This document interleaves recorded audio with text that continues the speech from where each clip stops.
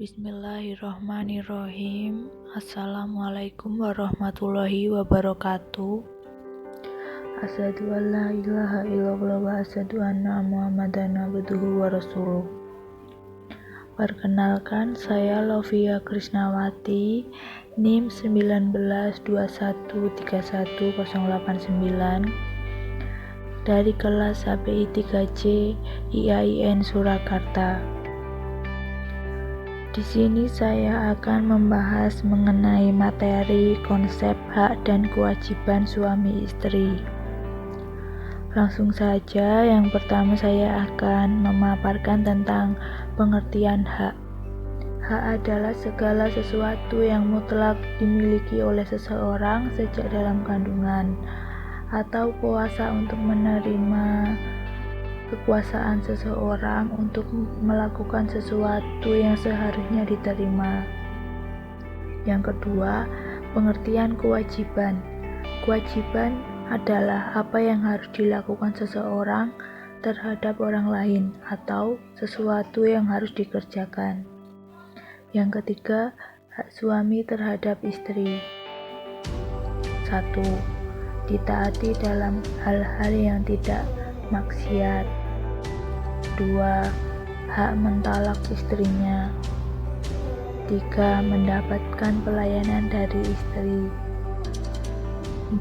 Mendidik istri ketika nusyuz. 5. Melarang istri untuk bekerja. Lalu yang keempat, kewajiban suami, yaitu yang pertama, membayar mas kawin atau mahar. Suami wajib memberikan mas kawin kepada istrinya. Apabila mas kawinnya itu masih hutang, maka suami harus tetap membayarnya. Yang kedua, memberikan nafkah lahir yang makruf, yaitu memberikan pakaian, memberikan rumah dan makanan. Di sini berarti suami wajib bekerja untuk memenuhi kebutuhan istri dan keluarganya. Yang ketiga, menggauli istri dengan makruf. Suami harus berkata dengan baik kepada istrinya. Tidak boleh berkata kasar atau membentak. Yang keempat, memimpin keluarga dengan bijaksana. Seorang lelaki itu pemimpin bagi perempuan, maka seorang laki-laki yang menjadi kepala rumah tangga, dia harus menjadi kepala rumah tangga yang bijaksana, bisa mengambil keputusan dengan baik. Yang kelima, mendidik dan membimbing seluruh anggota keluarga. Bukan hanya istri saja, apabila sudah ada anak, maka ya harus mendidik anak juga.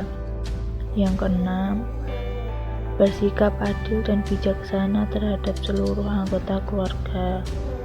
Bukan hanya istri dan anak, orang tua pun bila masih ada dalam satu rumah, suami juga harus bersikap adil dan bijaksana.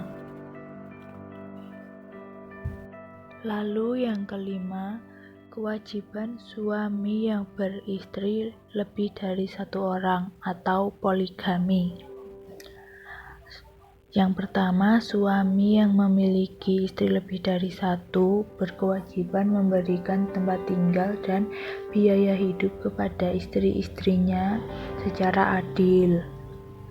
Yang kedua, apabila istri rela dan ikhlas, maka suami dapat menempatkan istrinya dalam satu rumah. Lalu yang keenam, hak istri terhadap suami. Hak istri terbagi menjadi dua, yaitu hak materi dan non-materi. Hak istri yang materi itu ada 3, yaitu mahar, perlengkapan rumah tangga, dan nafkah. Nafkah merupakan sesuatu yang wajib karena sudah disyariatkan berdasarkan akad pernikahan yang dilakukan sah. Lalu istri menyerahkan dirinya kepada suami. Istri memungkinkan suami untuk menikmatinya. Istri tidak menolak untuk berpindah ke tempat manapun yang dikehendaki oleh suami.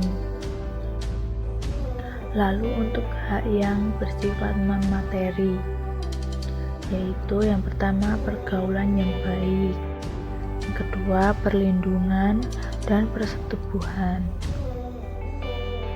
Lalu yang selanjutnya adalah kewajiban istri. Yang pertama, menaati suami di saat diminta atau diperintah. Kalau suami meminta ini atau meminta itu, maka istri harus menaatinya. Yang kedua, menjaga diri dan kehormatan keluarga. Nah, perempuan biasanya itu kan banyak ngomong. Nah, jadi kita harus hati-hati, harus bisa menjaga bicaranya. Karena ketika perempuan sudah menjadi istri, maka dia berkewajiban bukan hanya menjaga dirinya saja, tapi juga menjaga kehormatan keluarga. Tidak boleh membuka aib suami di depan umum, dan tidak boleh juga membuka aib keluarganya. Lalu yang ketiga, menjaga harta suami.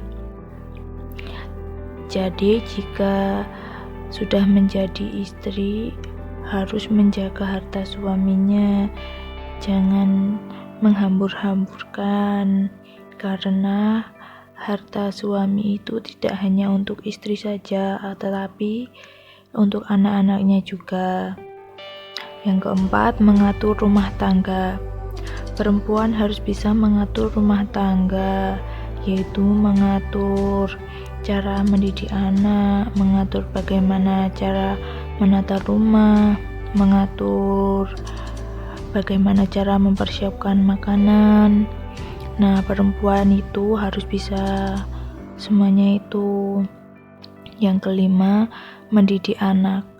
Seorang ibu adalah madrasah pertama bagi anak-anaknya. Seorang ibu itu yang menjadi pendidik pertama untuk anaknya, maka menjadi ibu harus pandai. Kalau tidak pandai, nanti bagaimana anak-anaknya? Karena karakter seseorang anak itu terbentuk dari bagaimana orang tuanya itu mendidik. Lalu yang selanjutnya, kewajiban suami istri. Yang pertama, menjaga nama baik seluruh anggota keluarga. Suami maupun istri berhak menjaga keharmonisan rumah tangganya. Yang kedua, menghormati dan berbuat baik kepada seluruh keluarga, baik dari pihak perempuan maupun laki-laki. Yang ketiga, memelihara kepercayaan diri, menyimpan rahasia rumah tangganya. Apabila suami istri tidak dapat menjaga rahasia rumah tangganya, maka hal tersebut akan menjadi benih-benih pertengkaran atau permasalahan dalam rumah tangga.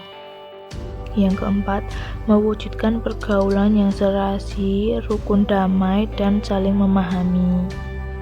Yang kelima, memelihara dan mendidik anak dengan penuh kasih sayang.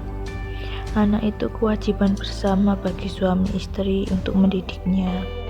Yang keenam, saling memaafkan kesalahan. Dalam rumah tangga, jika terjadi kesalahan, biasanya tidak ada yang mau mengalah.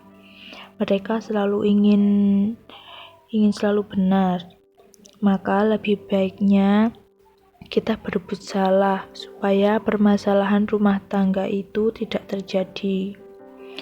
Orang itu pasti banyak salah, tapi orang yang paling baik adalah orang yang memaafkan kesalahan orang lain. Lalu yang ketujuh, sabar dan saling menyadari kekurangan. Semua orang pasti mempunyai kekurangan. Maka bagaimana cara kita menutupi kekurangan tersebut dengan kelebihan kita? Yang kedelapan, bijaksana dalam memecahkan masalah. Apabila memberikan keputusan, baik suami maupun istri harus bijaksana. Lalu, yang terakhir, kedudukan suami istri. Hak dan kedudukan istri adalah seimbang dengan hak dan kewajiban suami, baik dalam kehidupan rumah tangga maupun dalam pergaulan masyarakat. Sehingga dengan demikian segala sesuatu dalam keluarga ketika berkeluarga dapat dirundingkan dan diputuskan bersama oleh suami istri. Berikut yang dapat saya sampaikan. Bila ada salah mohon dimaafkan, bila ada lebihnya itu dari Allah Subhanahu wa Ta'ala. Akhir salam, wassalamualaikum warahmatullahi wabarakatuh.